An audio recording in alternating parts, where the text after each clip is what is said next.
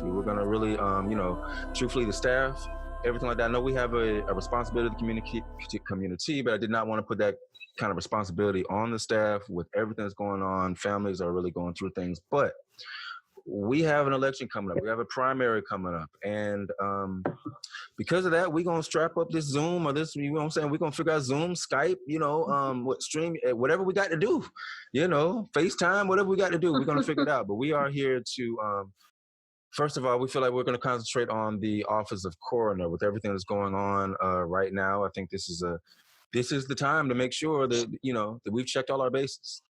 Yes. And so, we actually, the funny thing is we're going to be speaking to both candidates at some point because accountability is real. Accountability is real. And our first candidate we're going to speak to about the office of Richland County Coroner is Naida Rutherford. I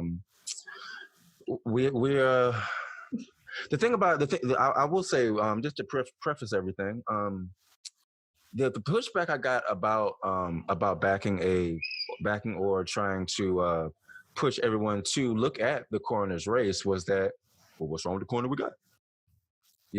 And so for that reason, we actually found very quickly, how the law works, we found pretty quickly a person who has been affected by the coroner, the job the coroner does, the coroner's office here in Richland County. And so Tyra Little will be joining us for both interviews, because that's where accountability starts. Many of us don't know what to ask the coroner. And so we figured it was going to be a good thing to have a person who has been affected, has working knowledge, and can ask the questions that actually need to be asked and have an understanding of how those questions need to be answered. So we thank you. We thank you, first of all, Tyra, for being available for this. Absolutely. Thank you. Thank you for having me. Now, it's Naida Rutherford. Tell us a little bit about yourself, first of all. Who are you to us? So I am not a Columbia native. I came to South Carolina as a homeless teen. 2 days after I graduated from high school, I was homeless. I had to leave the home that I had grown up in for 15 years, a foster home, and I didn't have a lot of resources. And so when I came here, Benedict College took me in. I wasn't even supposed to be going to college, and I had an opportunity laid out before me because of my athletic ability. And so when I came here, I literally came with some running shoes and a book bag, and Benedict College gave me an opportunity to study and to learn. And so many people helped me. And I vowed that one day when I could, that I would give back to the community that helped me so much become the woman that I am today. So that's a little bit about my background and how did I actually get to South Carolina? I worked 6 jobs to put myself through school. And when I say I worked 6 jobs, I mean that. I studied biology. I have a biology degree, and then I went on to nursing, and I have 3 or 4 degrees in nursing. And I actually have PhD work as well in the nursing field. And so I am passionate about advocating for people who don't understand the system. And I feel like in our community where we have, in Richland County especially, such a disproportionate number of African Americans, Black and brown people, and all people who are in a lower socioeconomic status, I think it's very important to be a voice for those people, because if you don't know the questions to ask, you can't ask them. And so it takes a person in leadership to acknowledge where you are, but be able to meet you where you are, whether you're grieving, whether you're stressed, whether you're uncertain, whether you don't know what the diagnosis means, so that you can help them understand the questions they need to ask so they can ask them and then help them plan and move forward. So I am a servant more than anything else. With all the titles, with all the degrees, I am a servant, and that's what I feel as if God put me on this earth to do. He gave me the ability to be academically gifted and smart in that way, so that I could then go back and reach back and pull people with me forward. Absolutely. Now, another thing about the coroner's office, and this would be my main question. The Richland County doesn't change their coroner very often. What prompted you to run for this particular office? Not many people have ran. All right. So let's unpack the history a little bit. 173 years. That's what I want you to know. 173 years, there have only been 17 coroners, which means that the people who are in this office stay in this office until they either die or until someone beats them. But mostly they die in office or they age out, so to speak. And when I saw that since 1847, when this office was established, there's only been one particular type of person that has ever held the seat. And that bothers me as a person of color that lives in this county, as a woman that lives in this county, as a healthcare professional that goes down into places like Lower Richland, Hopkins, Eastover, where there are people who don't have running water, and it's 2020. That bothers me. Who is helping those people understand what advanced directives mean? Who is helping those people understand what having a death plan looks like? Who is helping those people understand what living wills and why medical, healthcare power of attorney is important? Who is going into the community to say these things? And for me, since it's the coroner that picks up the body when the person dies, shouldn't it be the coroner that has community initiatives in these communities to help people who may or may not have a person at risk? If you have a son who's a drug addict, we don't want him to die, but we know that sometimes drugs make people do crazy and silly things, and sometimes they put themselves in harm's way. If you have someone who's homeless, sometimes crazy things happen. Do you have a plan in place as the family so that in case something happens, you at least have some parts already done so that it's less stressful on you, right? So that's what makes me want to run. I want to help those people who don't have access, and they should. The coroner's office should be an office that you see at least once or twice a month in your community saying, hey, we're here. Do you have any questions? Do you need anything? Do you have someone who's sick? Have you talked about this with them? And the only way to do that is to actually go to where the people are. You can't sit in your office and expect them to come to you. They're intimidated by that. They don't know what to do when they get there. Go to where they are and meet them. So that's why I wanted to run for coroner. I also believe that the coroner should have some level of medical expertise. Our 17 coroners, let's see, there's been 3 judges, a jury bailiff, a photographer, a former quarterback for the Furman football team, a county tax assessor board member, a city scales manager, a couple that were appointed by the governor, and then there was our current coroner who just so happened to work in the coroner's office. That was his qualification to be coroner. I have 14 years of experience in healthcare doing medical legal investigations as an expert witness. And I've collected forensic evidence for sexual assault victims. I have a plethora of experience. And this is not to say I'm not running against the current coroner because I think he's a bad person or that he did a bad job. I'm saying I think I can do a better job. So that's my reasoning. Absolutely. Now here's where so we're going to talk about the actual interactions that the coroner and the coroner's office has with the community, and this is where we bring in Tyra Little. I'm not going to even pretend to try to preface it. First of all, tell your story so that we know the perspective that you'll be asking your questions from. Okay, so as you've already introduced me, I'm Tyra Little. My son was murdered by the police in 2013. He was shot in his back 11 times with a total of 12 bullet holes in his body. So in an instance like this, it was supposed to have been the FBI was supposed to be brought in. You have all of these different entities at work. And what they ended up doing was, and it wasn't until after we ended up having a meeting with the coroner, because what I ended up doing was I ended up going back to the actual area of where my son was shot. And when I looked and I saw the bullet holes that was actually in the telegram pole. Now, the interesting thing about this is, and let me back up for a second. Also, I'm retired military, and I was a law enforcement officer in the military. So I go back to the spot and I see all of these holes. And I go back and I get some straws and I stick straws in them. And so as I'm looking, I'm able to kind of see from putting those straws in there, I'm able to see, okay, hey, we had people shooting from this direction, this one, and this one. So I ended up speaking with SCNG. I had taken pictures of the pole and everything. So I spoke with SCNG just to make sure that if they were going to try to say that someone had climbed the pole like how they used to do, because initially that's what they were trying to say, that's what the holes were. The interesting thing is 2 weeks before my son was murdered, before this happened, they had just put a new pole in. So the pole that they shot up, it was a brand new pole. No one had ever climbed that pole, and I saw them actually put it up with a bucket truck and everything.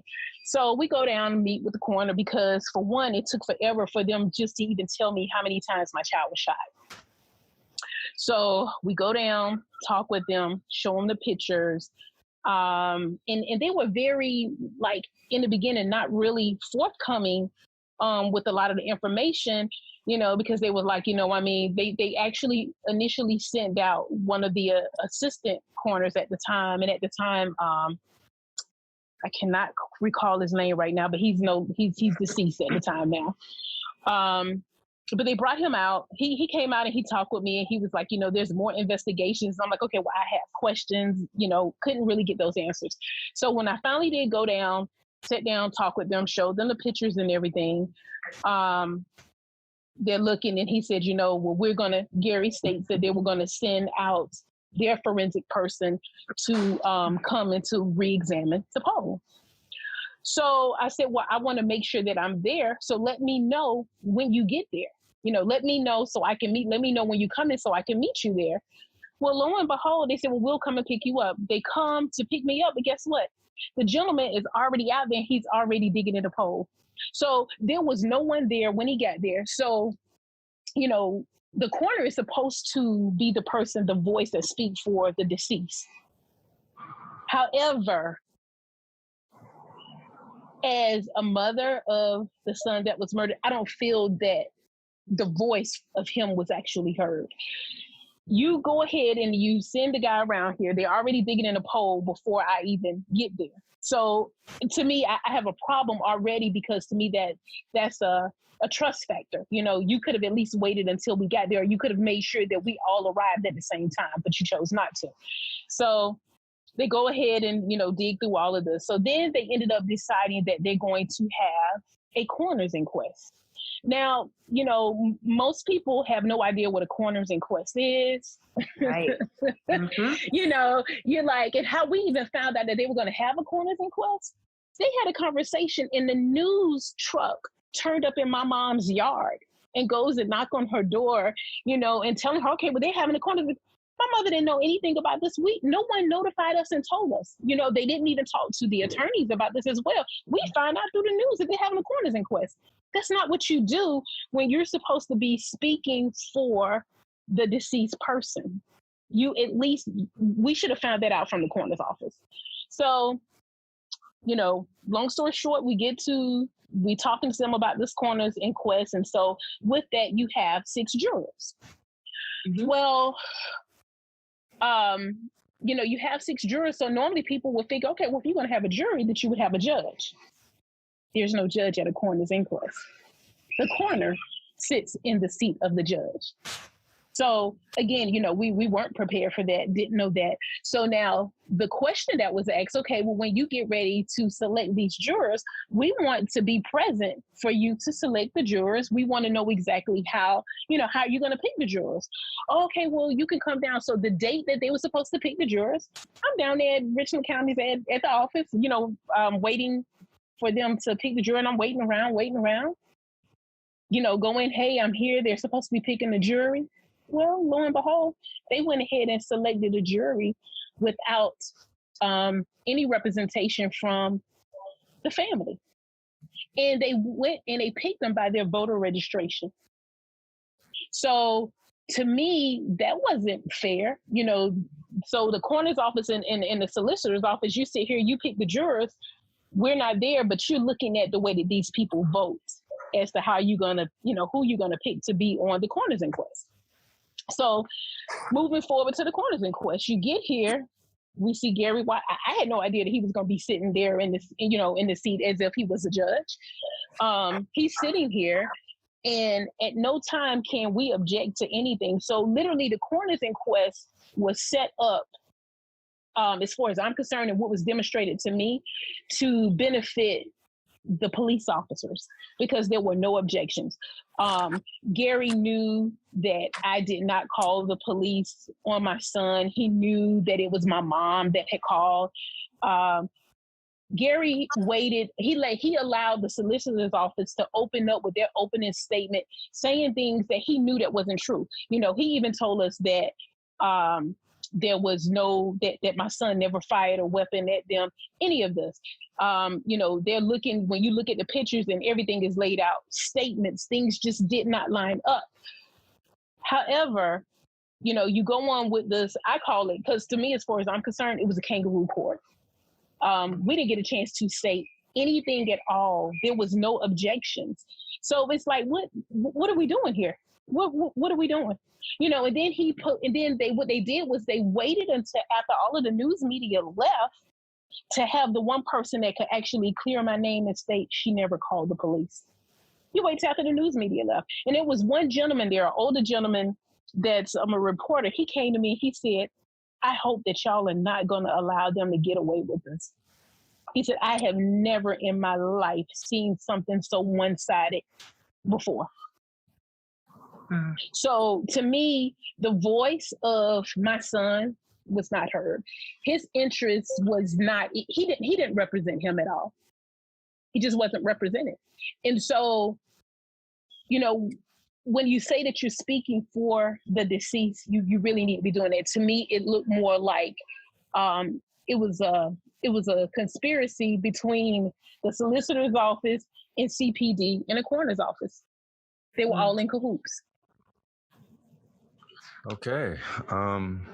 So, Rutherford, how would you respond? What could the solicitor's office have done differently, or what are your remarks?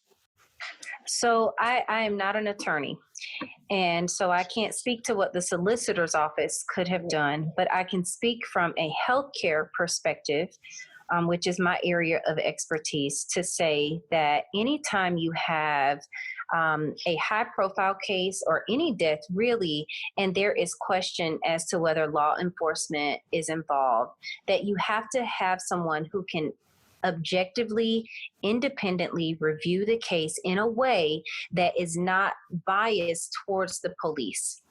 You don't want them to have any bias at all, except towards the deceased person. How did this person die? What happened? What are the series of events that happened? And there's no feeling in that. There's no emotion in that. It is straight facts. So to say, now I don't know the events that led up to her son being shot, and please allow me to say that I'm so sorry for your loss, Miss Little. I don't know the events that led up to that, but if you have a person who is unarmed and they are shot 13 times, there had to be some preceding incident, you would hope. So what happened prior to that? We know that the gunshots killed him, but then you have to go further and ask, why was he shot? What incidences led up to him being shot? What incidences led up to the incident that led up to him being shot? You have to keep asking why and how until you get to the bottom, until you get to the actual interaction that started this whole thing. Because there's a difference in shooting someone one time to stop them or to immobilize them than to shoot them 13 times. But Ms. Little, from what I am hearing from you, and you can correct me if I'm wrong, you understood that he was shot. And there were some things that happened with that. Your issue really seems to be with the way they handled the death after the fact. So you have a an inquest, which is what a coroner is supposed to do. But you're supposed to have some representation from the family, from the lawyer, someone that represents the deceased, if you're going to have a jury, and allow the solicitor to basically put ideas in their head that may or may not be true. Who stands up for the deceased? And the coroner should be the person that does that. The coroner should be the person that says, hey, these are the facts as they were laid out to us. Here's the medical examiner's report. Here's the forensic report. Here's the pathophysiology report. Here's the bullet report. Like, whatever those things are, you have to collect all the pieces and then say, I believe that something else happened here. And your job as the coroner is to raise doubt, to take what the police officers are saying is true and say, actually, I don't see evidence that supports that. And then that allows the solicitor to go back and say, hey, we need to do some further digging here. We need a different type of discovery presented here because something seems to be missing from this case. And that's the job of the coroner. So for me, I've spent my entire life asking why. As a healthcare professional and a legal nurse consultant, my job is to say, how did this happen? What led to this event? When I had patients and I gave this example the other day in a live that I did. Let's say a person dies from sepsis. How did they become septic? Well, they had osteomyelitis, which is infection in the bone. Well, how did they get an infection in the bone? Well, they had a wound. How did they get the wound? Well, the wound started 3 months ago. Well, what happened 3 months ago that they got the wound? Well, it started as a little hole. The CNA kept writing down that there was moisture, and then the skin started to peel away and break down. Okay, why was the patient wet?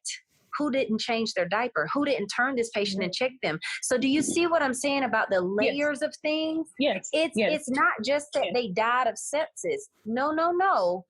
Right. Somebody didn't do their job. And so that's what it seems like. And again, I am only speaking off of what you have shared with us today, Ms. Little. But to me, it seems like there's some missing layers. There's some questions that weren't asked.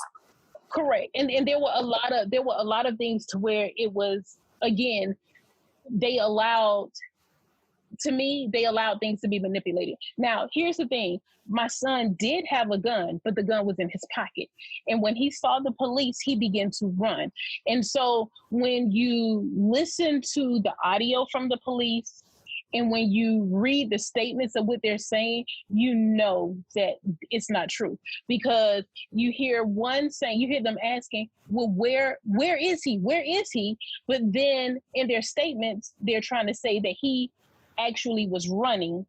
He pulled a gun out and turned around as he's climbing across the fence. Now he's climbing across the fence and he's turning backwards back to point a gun. And then they're saying he pointed a gun at all three of them. If he pointed a gun at all three of them, it seems to me that you would have shot him in his chest and not in his back.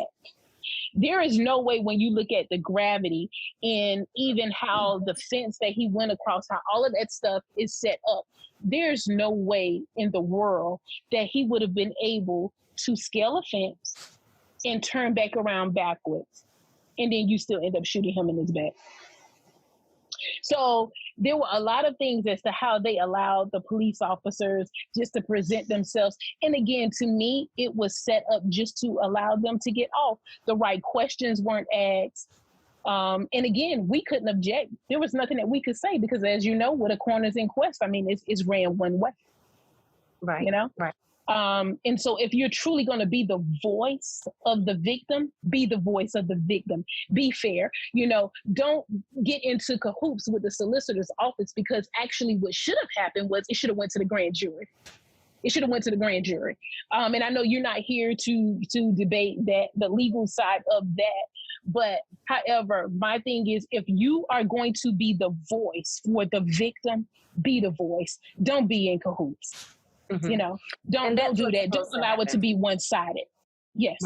Right. Because your only job is to say, these are the facts, and more questions need to be asked here. Now, what the legal side does with those things, you should be able to sleep at night knowing that you asked all the questions. And I think, and again, I cannot speak to the fullness of this case because I don't have everything sitting before me. But what I'll say is this: I have seen people be in a position so long that they become complacent.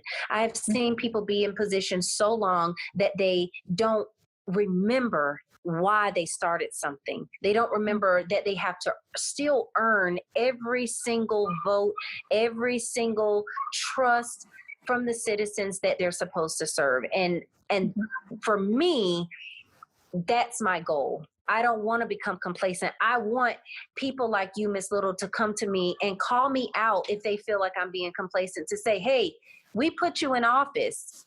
That's right. I want answers, but I know my work ethic and I know me, and the people who've worked with me know me, and they know that I won't stop until, I'm like a dog with a bone. What are we doing? Have we followed up on this? Did we do this? Tell me where this is. We shouldn't be having to ask the same questions over and over again unless we're not getting the answers that we want. And so I hate that you feel like you weren't treated fairly and that your son's voice was not heard, regardless of why the police were stopping him, regardless of what happened. He still was a victim at the end of the day that was shot and killed by the police. And you deserve some answers. And I hope that you get them. Absolutely. I want to make sure everyone knows that we are talking about a case that would have, when we're talking about the solicitor's office, we are talking about a former administration. That situation in the solicitor's office is not our current situation. Correct. Which is why we are focused today on the office of the coroner. Solicitor, we dealt with that. Shouts out, Laura Wilson's own Byron Gibson. That's right.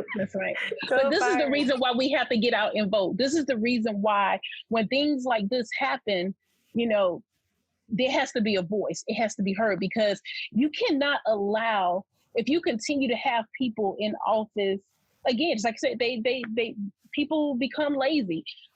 It's like, hey, this is the job and I'm not going anywhere. And at no point, you should always remember that it was the constituents that put you there.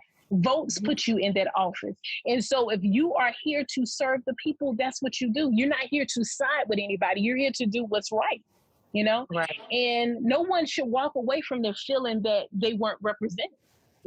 Right. And be able to ask the hard questions every single time, and to be able to say, but even to a grieving mother, be able to say, listen, here are the questions that we've asked. Here's the inquest we've done. Here's what we found.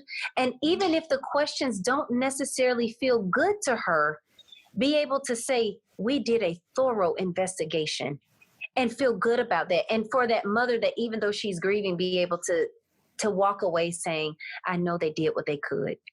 And you don't feel that way. And I, they say you can't please all of the people all of the time, right? And you're going to have, spats. And I'm sure over 20 years of being in office, there have been some things that he's done right and some things that he's maybe not done so right. I'm not here to speak on that. What I'm here to speak on is to say that sometimes you gotta change things up. In 20 years, you've had your opportunity to do the things that you wanted to do. And now it's time for someone with new ideas, a new perspective, and new ways of asking questions to be brought forth. And I think it's necessary, because when you've been at a job for so long, there is change happens, and change is necessary. And change is a good thing. And to me, you should want to, when you start seeing that and this is just me, this is how I feel. And so I'm going to speak from how I feel. I feel like when you become compromised, it's time to go. Right. It really is. It's time to go, because there was nothing about that coroner's inquest. I mean, and the information can be pulled. There was nothing about that coroner's inquest to me that even attempted to try to represent or to speak to the person of who my son was. Everything that we saw in there, and I get it, some people may think, oh, okay, well, it's just one, she's just feeling this way because it was her child. No, I'm the type of person that right is right and wrong is wrong. I'm about justice regardless.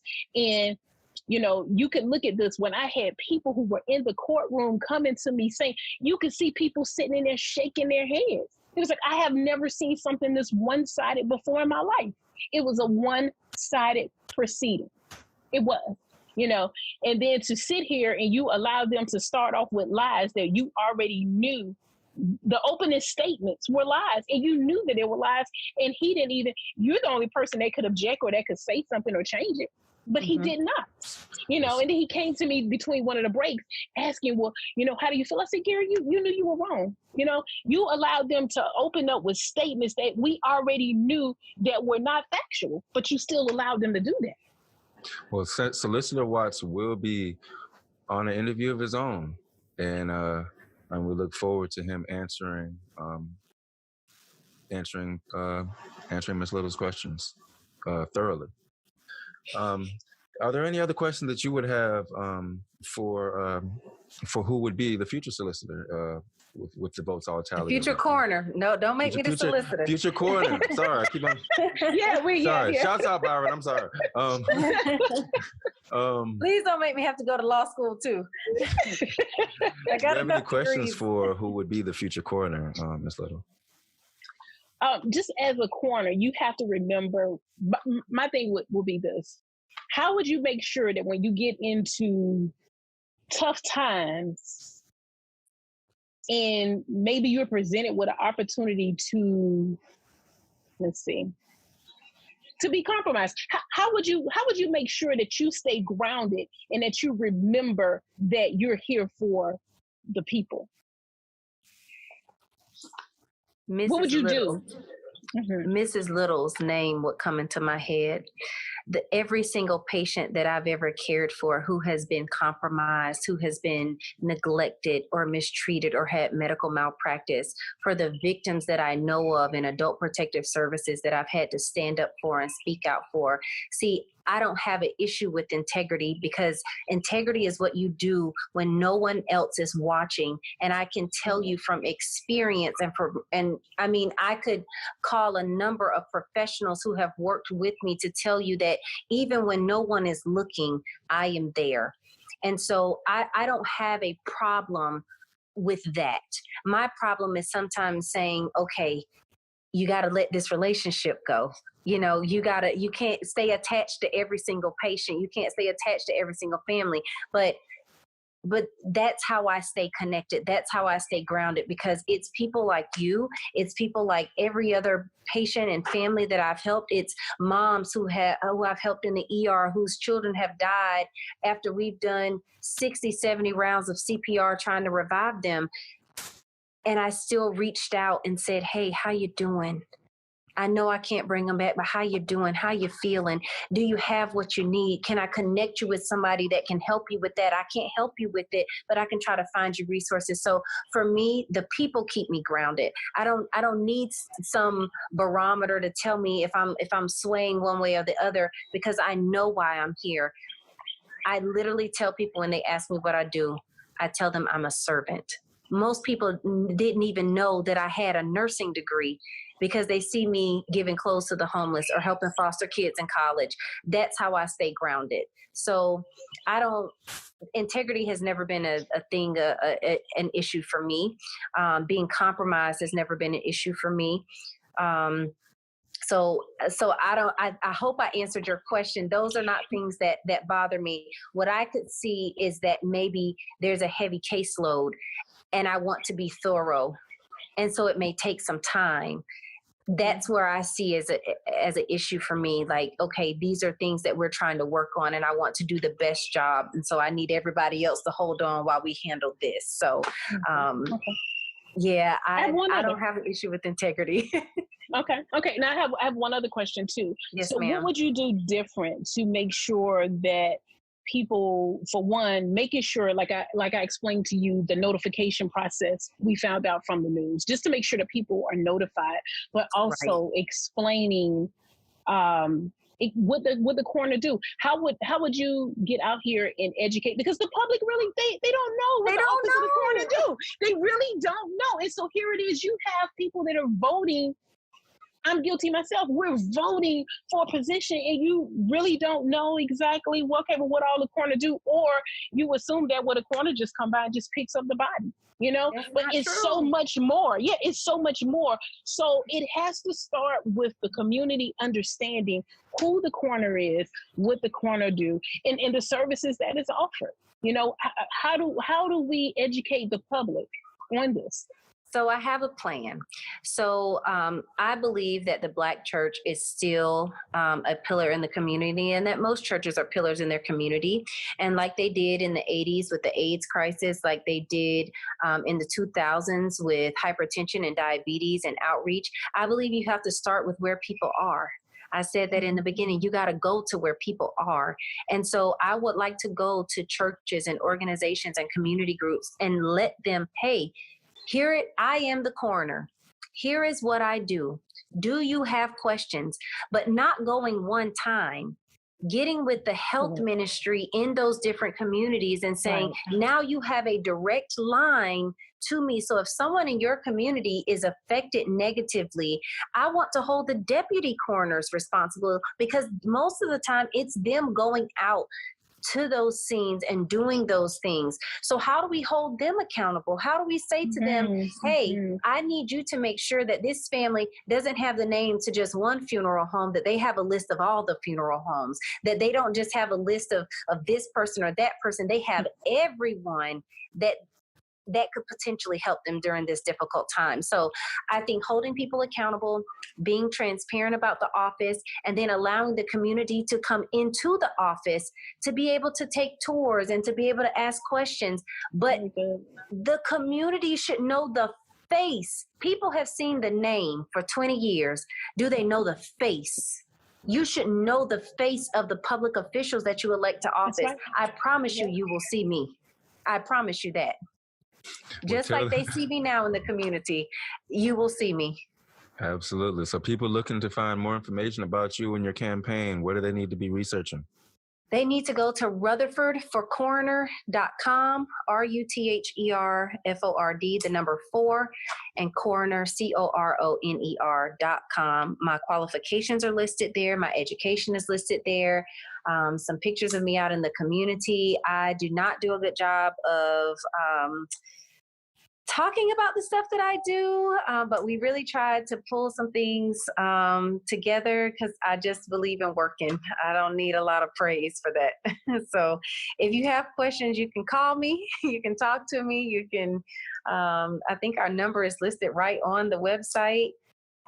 So just reach out to us. We respond usually within a few hours. Absolutely, absolutely, and we thank you all. We thank you all for joining us today. We know more about who's running for Richland County Coroner.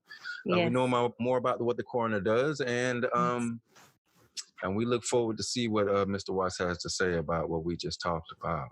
Oh, I'll be tuned in. We have one more question. I'm sorry, before we leave. Our current situation with the tragedy that just happened.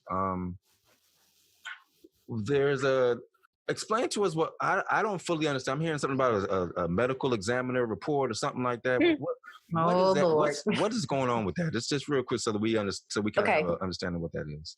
Okay, so in some states, the medical examiner and the coroner is the same person. In the state of South Carolina, each county has its own coroner and they have their own medical examiner. Okay. So for the medical examiner, that is a medical doctor that does autopsies, meaning they cut up the body, they look for certain things, and they're supposed to try to look for the cause of death. And the reason that they would be looking for a cause of death in the case of George Floyd was because law enforcement was involved. They believed that it was a homicide. And so they are looking for evidence of foul play. Now, the thing that's positive in the George Floyd case is that they have a video showing him become unresponsive and basically watching him move from transitioning from alive to dead. The officer's knee was in his neck. And in the medical examiner's report, it states very clearly There was no evidence of traumatic asphyxia, which is choking. Asphyxia, I'm sorry, my tongue is getting tired, is choking. So when you think about someone choking, you think about someone pressing on the trachea, which is here, and causing a decrease in airflow. Well, this person was laying in a prone position, laying on their belly, and the knee was in the neck. And so when the medical report stated that there was no evidence of traumatic asphyxia or strangulation, and that a combined effect of intoxicants in the patient's system and underlying health conditions contributed to his death, I call BS. And I'd like to know where the toxicology report is. I'd like to know, as that gentleman was laying on the ground, breathing the fumes from the exhaust pipe of the car that was running, that he was basically laying underneath. I'd like to know what was in his lungs, what was in his airway. I'd like to know what did they find in terms of an ABG, if they even did that. That's an arterial blood gas. Was he alkalotic or was he acidotic? Did he have too much base in his system or too much acid? I'd like to know, was there ischemia or a lack of blood flow to the spinal cord near C1 and C2, which is your cervical vertebrae that connect to the base of your skull. I'd like to know if there was anoxia to the brain, which is a decreased flow of oxygen to the brain. There is something missing from this report. And I hope that if there is a separate coroner, if there's a separate person to ask questions, that they do so from a medical standpoint, because this report is lacking. Absolutely. I didn't mean to get nerdy on you. I'm sorry. Oh, that's that. We need to know this stuff, and we can go Google. We ain't know. What's the hyperthermia? What you say? Watch the replay, and then we'll spell it out. Yeah, you can Naida it like Google just Naida it. That's it. We appreciate you joining us, and we look forward to June 9th and everything after that. Tell all your friends to vote for Naida Rutherford for coroner. I know you're supposed to be unbiased, but I'm putting in my shameless plug, okay? You're allowed to do that. Ms. Little, thank you so much for sharing your story with me. I appreciate you. Absolutely. Thank you. And thank you for agreeing to do this, and thank you for agreeing to do the next one, because that one, we're going to see what's going on with that. Yeah. Till next time, y'all, we thank you. Remember, June 9th, we got a lot of elections. Make sure you know who's running. Exactly. Research your interests, then research your candidate. Yes. And know the position. Know exactly what the person is supposed to do in the position. We are responsible to do our homework. We are. Yes, we are. Absolutely. All right, till next time, y'all.